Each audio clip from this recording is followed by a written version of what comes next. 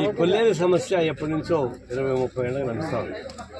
చివరికి supreme court green tribunal కూడా వచ్చాయి. అనేక సమస్యలు వస్తూ ఉన్నాయి. దీన్ని రకరకాల పద్ధతుల్లో కాలుష్యం పైన ఉండి వస్తుంది. ఇవన్నీ పరిశీలించడానికి ప్రాబ్లం వస్తుంది.